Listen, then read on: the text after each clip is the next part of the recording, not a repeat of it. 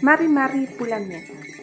En este Huetripantu año 2021 les envío un caluroso y fuerte abrazo a cada uno de los estudiantes, padres y apoderados, docentes y profesionales de la educación.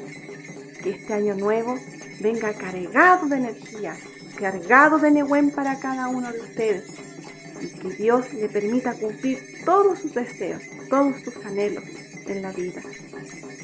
Además, que pronto ya nos volvamos a reencontrar en la escuela, que podamos formar esa comunidad educativa con todos ustedes. Mucho Nehuen en este nuevo año. Les desea la profesora Angélica.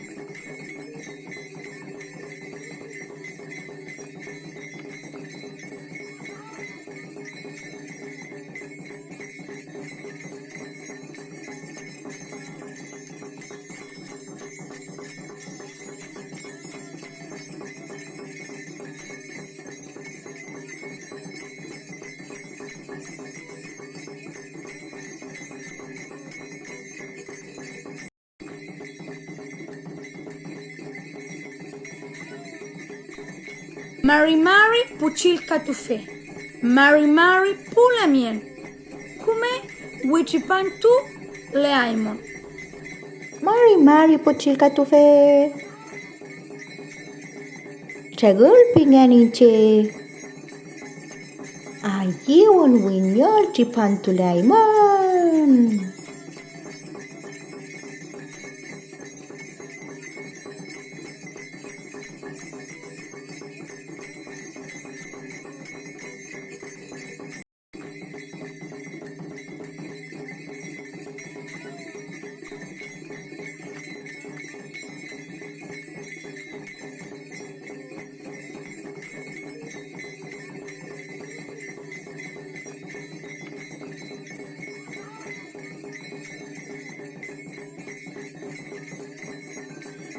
Mari Mari Pulamien, Mari Mari Puchilka Tufe, Mari Mari Pul Kimetu Chafe.